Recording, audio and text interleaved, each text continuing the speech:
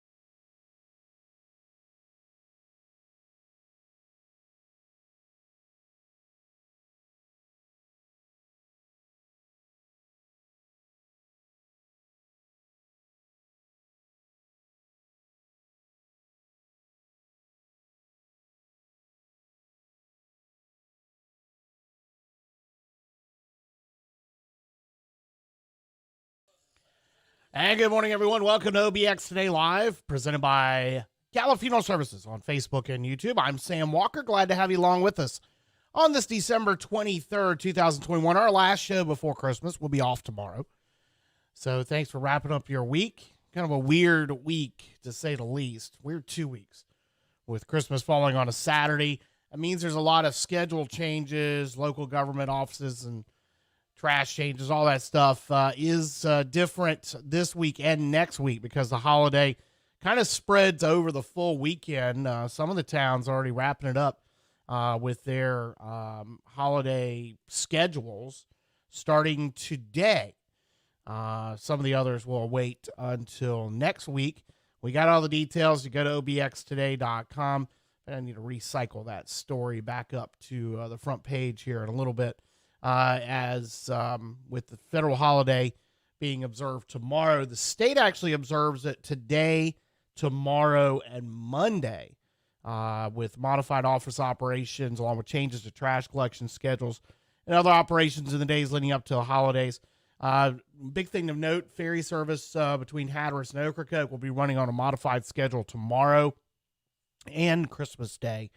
With just only a few departures. In fact, 4, 5, 6, 7, 8, 9, 10, 11. 11 trips from each side on the Hatteras Ocracoke ferry tomorrow and on Saturday. The Currituck Knott's Island ferry will be closed on Christmas Day and not run. The Ocracoke Mainland and Bayview Aurora routes are still running on their regular schedules tomorrow and on Saturday as well. But again, your local offices mostly, for the most part, just about everybody is closed today, tomorrow, and Monday. I believe Southern Shores is on a little different schedule. What do I think? I'm scrolling through the story right now. Southern Shores is going to be open today. They will be closed tomorrow, Monday, and Tuesday. So they're doing things a little different. And we'll observe the New Year's Day holiday on the 3rd. But everybody else is doing it before and Monday as well for this coming week. And I'll get that story cycled up at obxtoday.com to make sure it's back up on the front page so it's easy to find. Of course, that means your trash schedules and things like that are a little different. This have been this week and will be for next week as well. because Friday being the true holiday observance. All right, it is OBX Today Live. Story we published yesterday morning right after we got off the air, and you can read it right now. More gypsy moths have been found in more locations along the Outer Banks, and the state is planning to treat those affected areas in late spring of next year. This map shows those areas. One of those is in Buxton Woods, which has long been a problem down there with gypsy moths. Has been that way for a couple of years, really for the last decade or so. They've been treating things in Buxton Woods between Frisco and the village of Buxton. But some new areas have been identified. They're going to need treatments, and that is up in Southern Shores and Duck. They call it the Martins Point treatment area, but it really, and I believe that's one of the reasons why they found some of these on Martins Point, but on the north end of Martins Point. But it's really Duck and Southern Shores, the concentrated area. Then as you get up into Corolla, there's an area. It's essentially Pine Island and Ocean Sands that are going to need to be treated. And then up in Corova, and also, they're calling it Knott's Island, but it's kind of a Knott's Island, Corova area. And then over in northwestern Camden County. Now, gypsy moths are an invasive species that feeds on the leaves of more than 300 species of trees and shrubs, predominantly oaks and hardwoods. They can strip heavily infested areas. Trees can be completely stripped of foliage. So the big concern, of course, is our live oak population in these areas of maritime forest. The Department of Agriculture and Consumer Services has addressed spot introductions of the gypsy moth across North Carolina in the 70s. The treatment's done in cooperation with the U.S. Department of Agriculture Forest Service and the Gypsy Moth Slow the Spread Foundation. There will be some public meetings coming up next month. One's been set already. That'll be February 8th at Duck Town Hall. We'll get you the updates on when those other areas are included. When they announce those meetings. We've got the details about those treatment areas, how big they are. For example, the Martins Point area, 3,168 acres. That's Duck and Southern Shores. What's called the Mossy Island area. That's a 1,933 acre area. That's the area we talk about, the Pine Island, Ocean Sands area of Corolla. The Buxton area, that's 1,194 acres, basically west side of Buxton into Frisco, the Buxton Woods area. The Lake Drummond treatment area, that's 5,600 acres. That's up in northwestern Camden and on into Chesapeake. And then the Knott's Island area is a 311 acre block that's on the Outer Banks, the Corova area, but also into southern Virginia Beach. The North Carolina has put out a video that kind of explains what they're planning to do as far as the treatment. So we've got that for you right here on OBX Today Live. Hello, this video was produced by the North Carolina Department of Agriculture and Consumer Services to provide information about the gypsy moth and upcoming proposed treatments in our state. The gypsy moth is a destructive exotic forest pest that was accidentally introduced into the United States in 1869. Since its introduction near Boston, this pest has spread south and west across North America. Because this insect is not native, there are very few predators to help manage its population.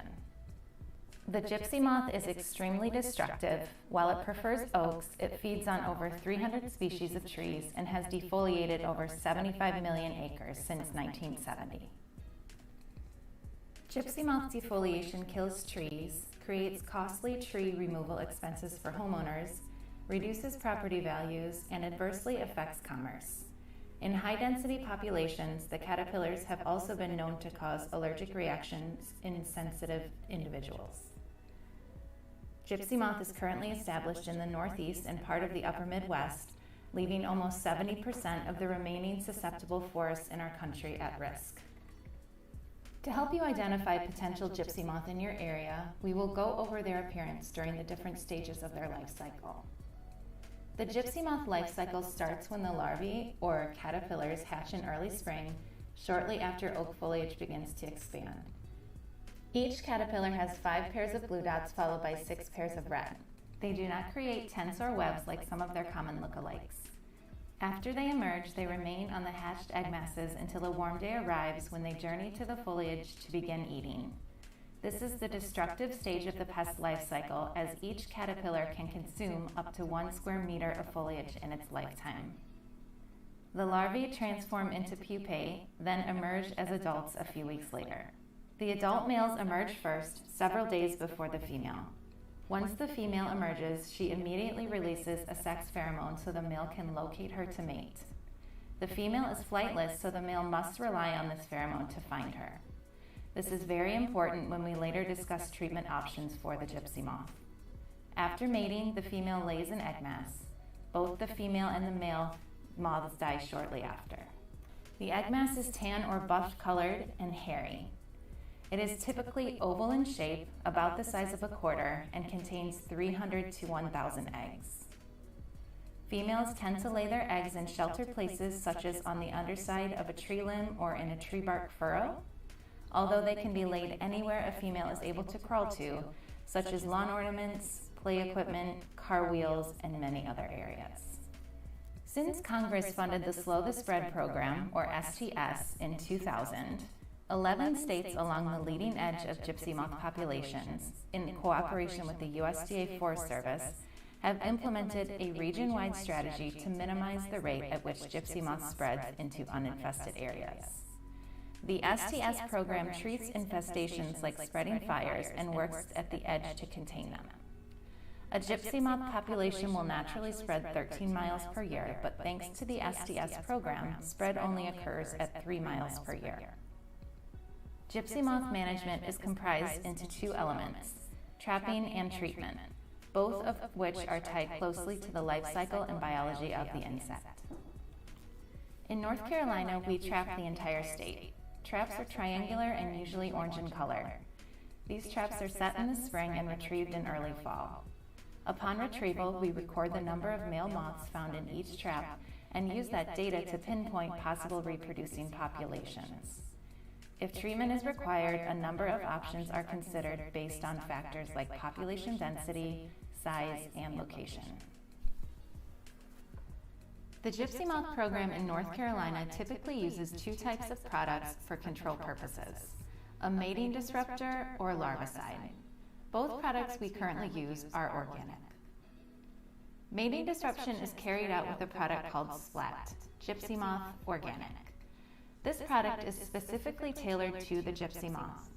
It is applied by low-flying planes and saturates an area with pheromones, so the male moths are unable to locate the female to mate. Because the active ingredient is a synthetic version of the female sex pheromone, there are no effects on other animals or plants. This method works well for controlling low-density populations of gypsy moth. The larvicide method uses naturally occurring bacteria, or BTK, to control gypsy moth caterpillars. BTK is only effective if the caterpillars ingest it, so this type of application must be done while they are small and feeding heavily. During treatments, you can expect to see low-flying aircrafts making steep turns over forested lands. You can sign up for pre-treatment notifications by text or email on our website. Treatments are all weather dependent, and we give notice as soon as we know that conditions are favorable. The state of North Carolina currently has 5 gypsy moth treatments planned for 2021. The proposed treatment blocks could change at any time due to changes in budget. At this time, we have one 450-acre BTK treatment planned in Dare County, as well as 4 mating disruption treatments totaling 7,645 acres over Yancey, Buncombe, McDowell, and Surrey counties. You can visit our site's address lookup tool to see if your property is located inside a proposed treatment block. We are currently collecting public comments on our website, and instructions on how to submit those comments have been sent via mail to our homeowners who live within the block, as well as all who live 2 kilometers around each treatment block. Specific treatment dates are weather dependent. If you would like to receive notification of treatment dates via text or email, please visit our website to sign up. Together with our state and regional partners, the North Carolina Department of Agriculture and Consumer Services is working to slow the spread of gypsy moth and protect North Carolina's natural resources. All right, so again, that was a video that's actually produced for 2021's treatments. They're going to update it, but it has got some very good information about exactly what they'll be doing. Those treatment areas that were mentioned there from 2021. This is the areas that you see here on this map. in 2022. They're proposing again public meetings scheduled for early February in Duck. There will be other meetings that will be held, I'm sure, in Buxton and also elsewhere on the Outer Banks with regards to those treatment areas. And we'll have the details for you as we get them at obxtoday.com. It is OBX Today Live on Facebook and YouTube. I'm Sam Walker. Glad to have you with us on this Thursday morning. The North Carolina Supreme Court has ruled on a case that involves a campground in the Currituck mainland. Currituck County putting out a press release yesterday afternoon with an update on the Outer Banks West Currituck Sound KOA lawsuit. Now, this was filed by the owners known as 85 and Sunny LLC. They own the campground. It used to be called Hampton Lodge up on the north end of Churches Island. That way. Just literally 5 miles that way from me. But the North Carolina Supreme Court issued a ruling last week denying the owners of the petition for the court's review of a Court of Appeals decision that affirmed Currituck County campground regulations. This involved the owner's application to increase the number of campsites and build a swimming pool and add other amenities on the property that are not permitted by the county's development regulations. The order from the state's highest court affirms the decision made by the Court of Appeals, which ruled in Currituck County's favor on August 17th. The Court of Appeals decided under Currituck regulations, the county was correctly limited the number of campsites to 234 and denied the construction of a swimming pool or other new facilities. With the ruling, KOA Outer Banks West will be limited to 234 sites for RVs, trailers, or campers in a tent camping area with a number of spaces to be determined based on minimum site size. The owners will not be allowed to add a swimming pool or other new facilities to the property. Currituck County will assess the campground and determine if any structures do not meet county regulations and may need to be reviewed. So we are removed, rather. So we'll keep an eye on that story, which developing just yesterday. All right, more OBX Today Live is coming up here on Facebook and YouTube. We'll be back right after this from Gallup Funeral Services.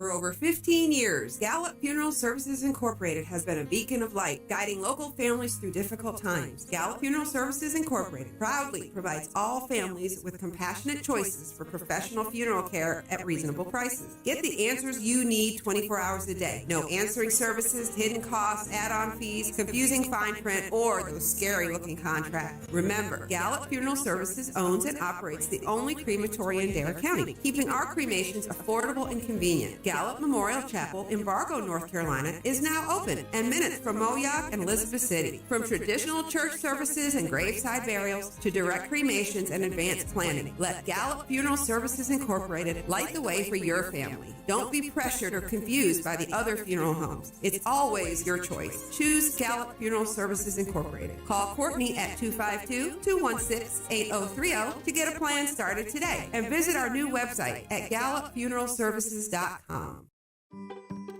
Our pet of the week for this week is Ezekiel. Ezekiel is about 4 to 5 years old and is super sweet. He loves getting attention and even chirps at you for more. He was brought in as a stray, but his personality has house cat written all over it. Ezekiel gets along great with other cats, but is not a fan of dogs. To adopt Ezekiel or foster one of our other animals, you can visit us Monday through Saturday at our shelter located in Manio. Happy holidays from everyone here at the OBX SPCA. We hope you have a great holiday with friends, family, and of course, all the pets. For more information, visit our website at www.obxspca.org or visit our OBX SPCA Facebook page.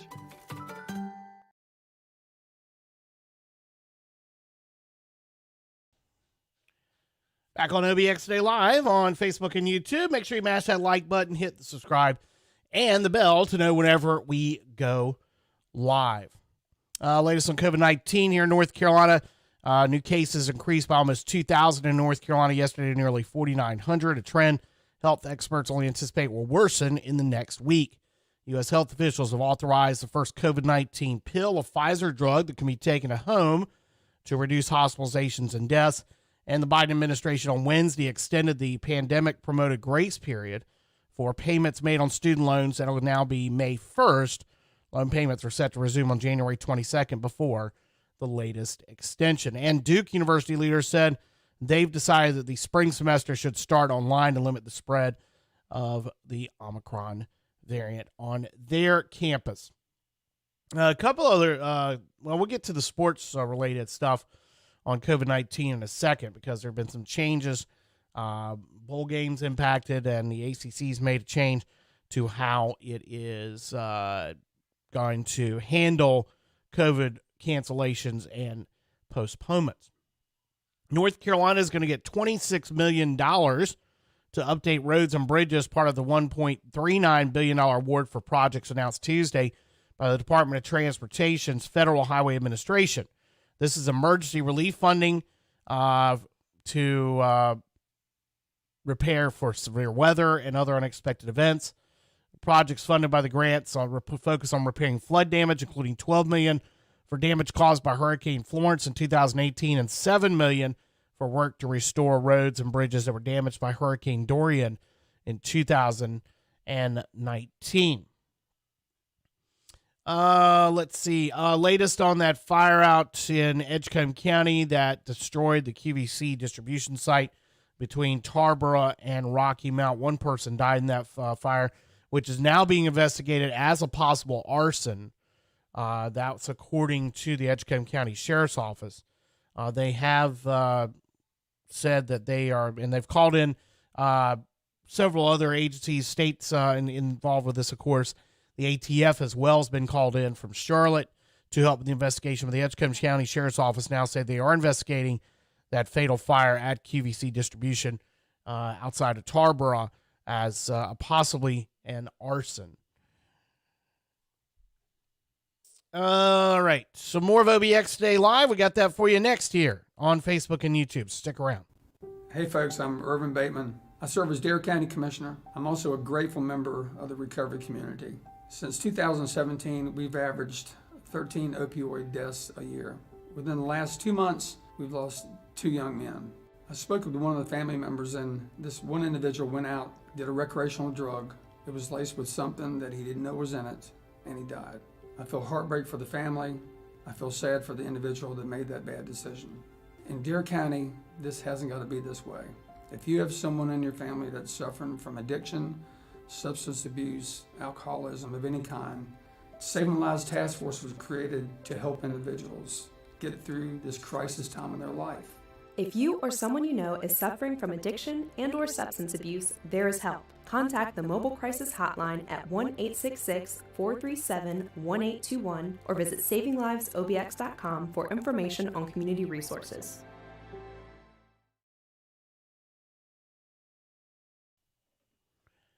Jam Media Solutions has launched a new one-stop shop website design and maintenance company called Jam Digital Services.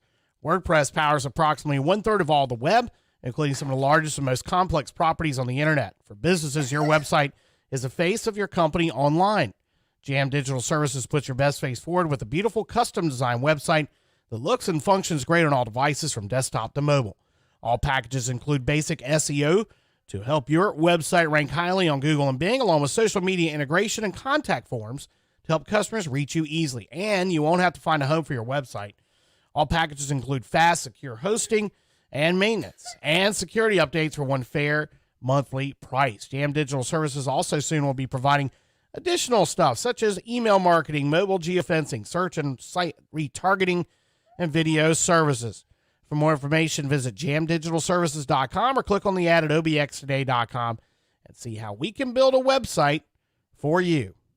For over 15 years, Gallup Funeral Services Incorporated has been a beacon of light, guiding local families through difficult times. Gallup Funeral Services Incorporated proudly provides all families with compassionate choices for professional funeral care at reasonable prices. Get the answers you need 24 hours a day. No answering services, hidden costs, add-on fees, confusing fine print, or those scary-looking contracts. Remember, Gallup Funeral Services owns and operates the only crematory in Dare County, keeping our cremations affordable and convenient. Gallup Gallup Memorial Chapel in Bargo, North Carolina is now open and minutes from Moyock and Elizabeth City. From traditional church services and graveside burials to direct cremations and advanced planning, let Gallup Funeral Services Incorporated light the way for your family. Don't be pressured or confused by the other funeral homes. It's always your choice. Choose Gallup Funeral Services Incorporated. Call Courtney at 252-216-8030 to get a plan started today. And visit our new website at gallupfuneralservices.com.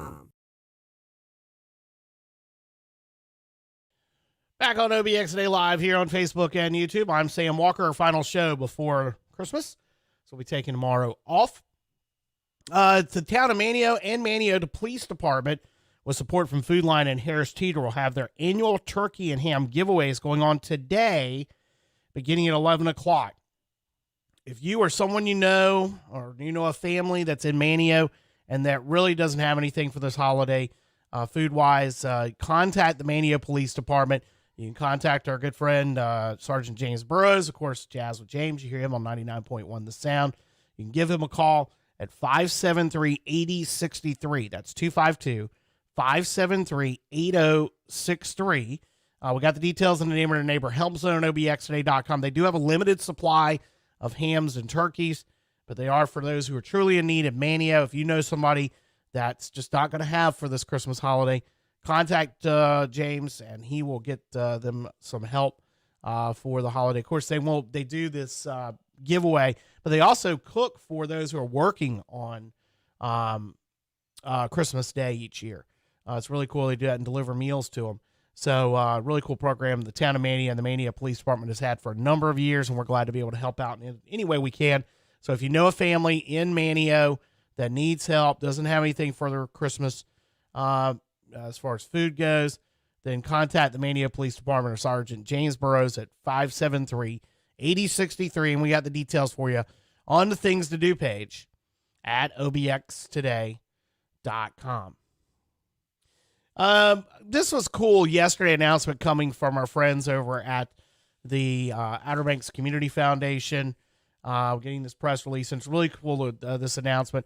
Irene Nolan, we talk about the Island Free Press, which is our colleagues down on Hatteras Island, which is Donna Barnett and Joy Christ, who run that. Joy doing all the publishing, and Donna's one of the co-founders. She founded it with Irene many years ago. A scholarship has now been established. The Irene Nolan Memorial Scholarship Fund was established by Irene's longtime business partner and Island Free Press co-founder Donna Barnett. Of course, Irene was an accomplished journalist, editor of the Island Free Press, and early board member for the Hatteras Island Cancer Foundation, enthusiastic volunteer for other causes, and a friend to many island residents. This scholarship fund includes renewable college scholarships that will be awarded in Irene's name to students on Hatteras and Ocracoke Islands, with preference given for students pursuing English-related degrees.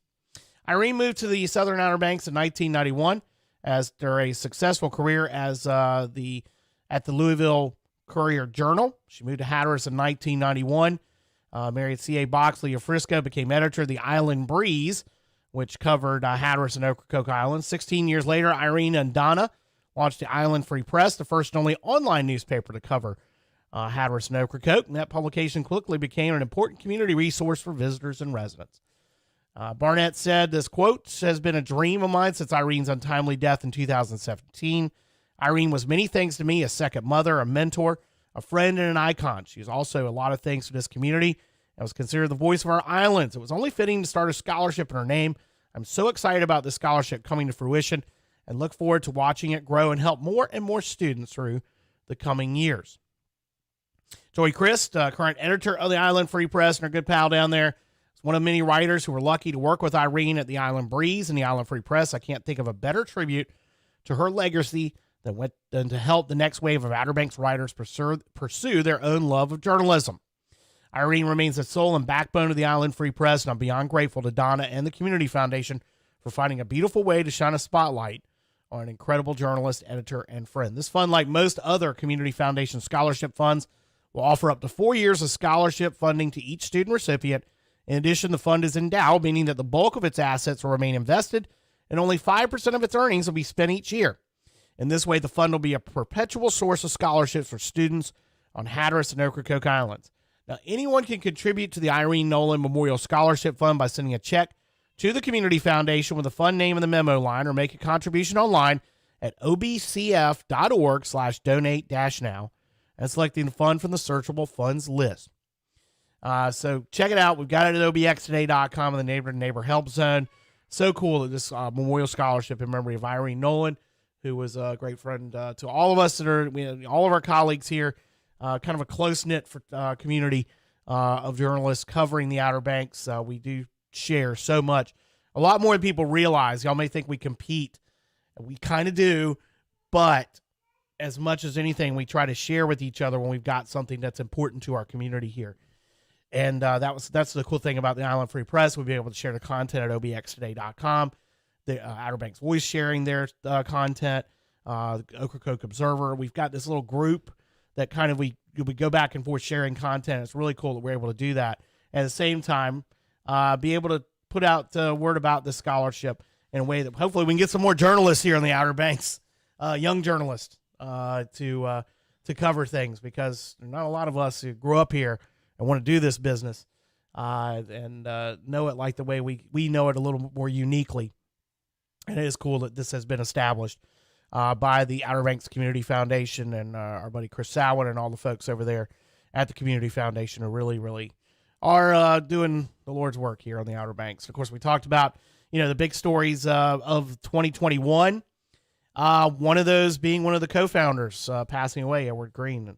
And we are going through 2021. It is the end of the year. That means it's time to start looking back on 2021. We're doing that at obxtoday.com later on today, starting today and right up through New Year's Eve. Big fish, a big fire, a big storm, tragic accidents, and new records among the top stories of 2021 on the Outer Banks. As this year comes to an end, we're looking back at those top news items and features that we've run at obxtoday.com and have garnered your attention. Today, we're kicking off a look back at some of this year's most read stories. That included, of course, it's pretty recent stories. Those 3 boats that ran aground over the last month. And another one that got scrapped. Good things, good news on the FE Bald Eagle 2. We were actually up in Williamsburg yesterday and drove by where the Bald Eagle 2 sits right now, up on the hard in Newport News. They're making repairs to it. The FE Jonathan Ryan, which came ashore, it's already back out, been working just fine here in the fall. And the sailboat Alhambra, they got it towed back out. But the same could be said for the Ocean Pursuit, which remained grounded since March 2020 on Body Island Spit, north of Oregon Inlet. Park Service had a local contractor demolish the vessel and haul it off for scrap earlier this fall. Now, another top story, of course, is always hurricane season. And this 2021 tropical weather season, concluding on November 30th, produced 21 named storms, including 7 hurricanes, 4 which became major hurricanes that were tied for the third most in the satellite era. But the Outer Banks was avoided this season, with only Tropical Storm Elsa making a direct pass over our area. Several storms passed just offshore that stirred up the surf. And it was tragedy and triumph in 2021 for the Corolla Wild Horses. We remember for tragic losses, happy additions to the herd of wild Mustangs that roam the northern Outer Banks in Currituck County, Corolla. Going to have this story posted up at obxtoday.com with just some summary, some links, or we can click and kind of relive 2021. We're going to be doing this every day from now, or every weekday now through the end of the year at obxtoday.com. And finally, if you're watching Jeopardy last night, you caught it. If you weren't watching, well, hey, we got on there again here on the Outer Banks.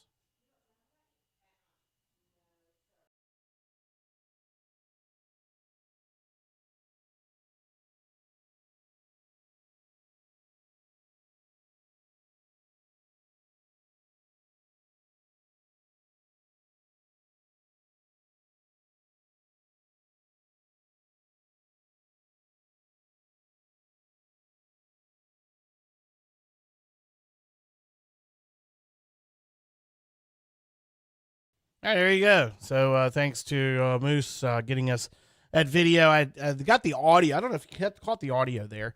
But we did have the one thing about trying to pull video off of YouTube TV and such, you really can't do that. They've got some blocking mechanisms, so we haven't been able to pull. We got the audio for this morning's newscast. You know what? In case you didn't hear it, I do have the audio in a little better format that we share with everybody on the radio side this morning. Let's see here. Where is that audio? There. No. Where is? Oh gosh. Okay, there it is. Yeah, here's the Nags Head clip.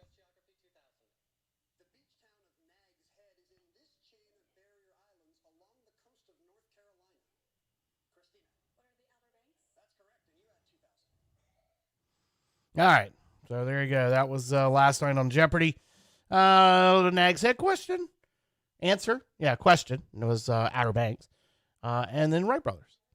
All right, more OBX Today Live. We'll do some sports coming up next here on this Thursday morning, so stick around.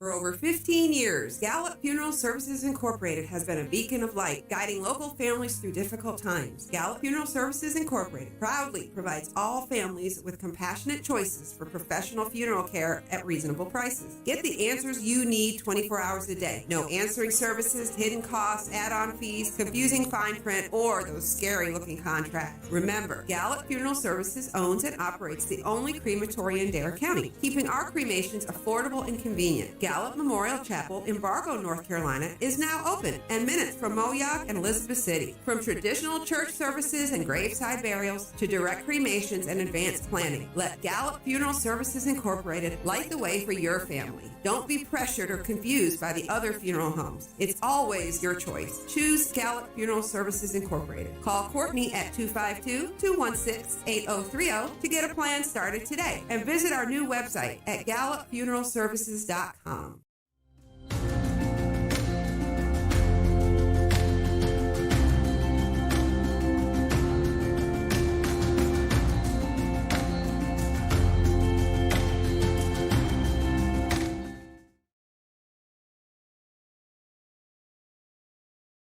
Back here on OBX Today Live on Facebook and YouTube, I'm Sam Walker.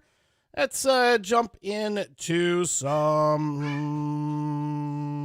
sports.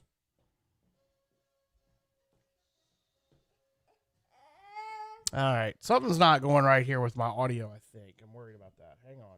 Let's see. Something's not going right here with my audio. All right, give us just a second here. We are going to get audio issue fixed here. Not sure why we're not getting our audio to come through as far as that goes. Yeah, let's see. Tools. Yes, Waylon is here checking out things. He's going to see what's going on.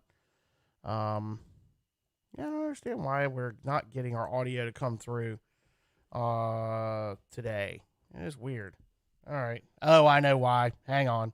We had some settings changed on us today, so bear with us for a second here. Yeah, that's what it was.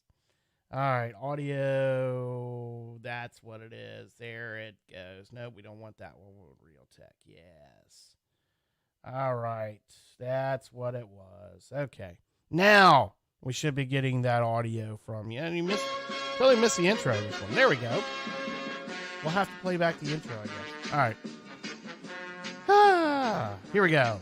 In sports, well, where do we want to start? Let's start with some changes. The ACC made some changes to its rescheduling policy for COVID-19 yesterday. For men's and women's basketball, team must have a minimum roster of 7 players available and 1 countable coach to play a game. If the team doesn't have that number and elects not to play, the game shall be a no contest rather than a cancellation. What happened was yesterday, Wake Forest and Boston College were supposed to play yesterday to tip off the ACC schedule. Boston College ended up with a whole bunch of tests, positive tests for COVID-19. They had done everything right. Everybody in their travel party, everybody on the staff, or managers, coaches, everybody, players, had gotten vaccinated, double vaccinated, were getting the boosters. They did everything right. They still ended up with positive tests, and they had to call off the game. And they were going to be forced to cancel and take a forfeit. But as you may have seen, if you're on Twitter like I am or on any social media following college basketball, everybody's saying, fair. They were doing everything right. They did exactly. The whole reason the ACC put these protocols in was because teams, in case teams were not going to follow the protocols of getting vaccinated, etc., and not following the rules, they wanted to have a punishment there. Boston College did everything right and still were getting punished. So they changed it yesterday. So now the Wake Forest-Boston College game is considered a no contest. It means Wake goes back to 1-0 in the ACC. Boston College is 0-1, or 1-0. No, they're 0-1. But what it means, they could possibly reschedule that game. They're trying to work out a possibility of rescheduling that game. That's the biggest thing that came out of this change for basketball with COVID-19. The other news yesterday is that Wake Forest does not have an opponent now for the Gator Bowl on New Year's Eve. Texas A&M has pulled out of the Gator Bowl because of COVID issues and season-ending injuries within the program. Now, the Gator Bowl is trying to find a team. We've heard Rutgers, Illinois said they would play. Marshall has expressed interest, even though they already played a bowl game, lost to Louisiana last week. So we'll see what happens, but it seems like it's leaning more to Rutgers getting this berth. Rutgers and Illinois are both 5-7, so they weren't eligible for bowls this year because of finishing below 500, but they may very well end up playing in the Gator Bowl. From what we understand, Rutgers actually ends exams today. They have a very late semester, and their players have not been going away. That's one thing about it. People say, well, that they've stopped off working out. Nah, when you're a college football player and you're a Division I athlete, you never stop. You just don't have organized practices. You're still going to the weight room. You're still going to therapy. You're still going for your physical stuff. Because when spring football starts in a couple of weeks, when they get back, they're constantly working. It's not like, back in the day when you just shut it down, you shut it down. No, you're constantly working to stay, to improve, to stay in shape. So it seems like there's a team out there that's going to end up playing Wake Forest, I'm pretty sure. There's too much money involved. You're talking like almost $3 million that Wake Forest will lose just for playing the game, let alone all the revenue that comes out of a bowl game. So we'll keep an eye on that one for sure. Last night, basketball, it was Duke. Virginia Tech played pretty well. They always seem to play well at Cameron. But number 2, Blue Devils pulled away in the end, 76-65 over the Hokies. Surprise in Charlottesville last night. Clemson just whipped Virginia 67-50. Virginia really is 67-50 for our English-speaking friends. Virginia's really in danger right now of not making the NCAA tournament. They're not that good this year. Charleston edged Old Dominion 82-80. That's it for the college basketball schedule for our locals until after Christmas. College football last night, Army got a last-second field goal to beat Missouri, 24-22 for all the Tanks in the Lockheed Martin Armed Forces Bowl. Tonight, it's what are they playing for in Frisco, Texas? They're playing for all the burnt ends. It's the Frisco, Texas Football Classic. There's no sponsor. Miami of Ohio and North Texas at 3:30 today. Then they're playing for all the pirate ships in Tampa and all the mortgages. Union Home Mortgage, Gasparilla Bowl in Tampa, and it's an all-Sunshine State matchup, Florida and Central Florida at 7 o'clock. And you got the NFL, in case you care. San Francisco is at Tennessee. OBX Today Weather Center forecast is looking like this, and it looks pretty decent. Going to be chilly today here across eastern North Carolina, and then we're going to have a nice little warm-up for Christmas weekend. So today, we're going to see bright sunshine, a little breeze off the ocean, really out of the north, and only a high of 45. So you're going to have to bundle them up.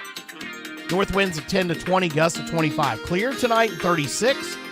Calm winds becoming southwest 5 to 10. Tomorrow, sunny, a little warmer for Christmas Eve, and a high 59. Night before Christmas is partly cloudy and 50. Christmas Day, sunny, and a high of 65. 63 sunny Sunday, same thing Monday, Tuesday, and Wednesday. So we're going to be, this last week of December is going to be downright mild. Nothing on the radar, nothing on the long-term forecast as far as anything that's going to give us any problems here. Unfortunately, that probably also means our drought's going to continue. Drought monitor comes out today. We'll have that story for you later at obxtoday.com with the latest on the drought. With probably, even though with the rain we got almost an inch of rain in some spots yesterday, especially on Hatteras Island. but we're looking at probably a half inch to an inch of rain day before yesterday. It's still probably not going to be enough to bust this drought. We're still going to be in drought condition. We'll have that update for you coming up here in just a little bit. Right, let's see, coastal marine forecast. Small craft advisory pennant still up, although the winds are dropping back. We shouldn't have any problem. 2 to 3 foot waves in the sound, seas dropping to 3 to 5 feet. Water temperatures low 50s on the northern beaches, around 60 on Hatteras Island. Next tide change in Oregon Inlet is a high tide at 10:04 this morning. Sunset tonight at 4:53. Sunrise tomorrow at 7:09. Currently outside the studios in Uptown Nags Head, 41 degrees. And we'll be right back to wrap up this edition of OBX Today Live. Our last pre-Christmas edition is straight ahead. We'll be wrapping that up here in just a moment, so stick around.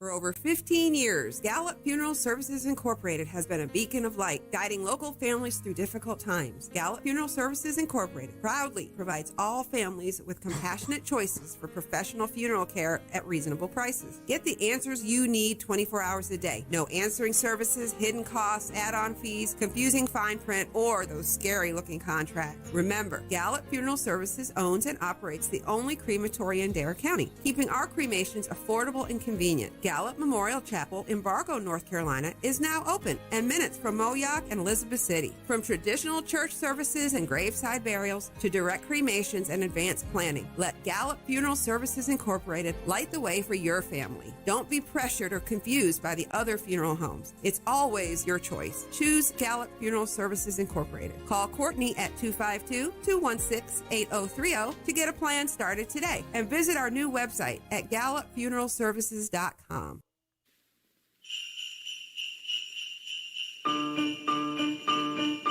2 days left for Christmas shopping, 2 days left to fill the stocking, 2 days left for Christmas shopping, only got 2 days more, only got 2 days more. Hi there! Only 2 more shopping days till Christmas. If you haven't finished your shopping, I got then your listen to message. this. I haven't celebrated Festivus in years. What is your interest? Well, just tell me everything, huh? Many Christmases ago, I went to buy a doll for my son. I reached for the last one they had, but so did another man. As I rained blows upon him, I realized there had to be another way. What happened to the doll? It was destroyed. But out of that, a new holiday was born. A Festivus for the rest of us.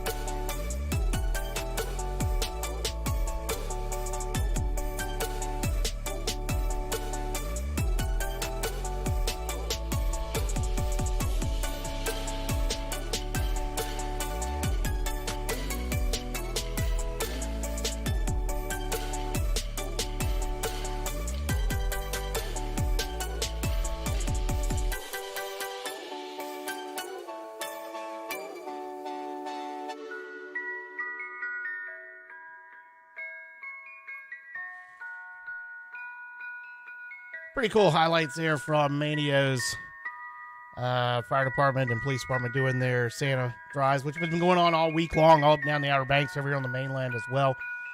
And that's going to do it for OBX Today Live here on this December 23rd, 2021. Happy Festivus, everyone. And that's going to do it for this week. We are going to wrap it up, taking tomorrow off ahead of Christmas Day. Enjoy yourselves, everyone. Merry Christmas. We will talk to you next week here on OBX Today Live. Make sure you mash the like button, subscribe, and hit the bell to know whenever we go live on the OBX Today Facebook page, the Sam Walker OBX YouTube channel. Thanks for joining us, and Merry Christmas, everyone. We'll see you on Monday.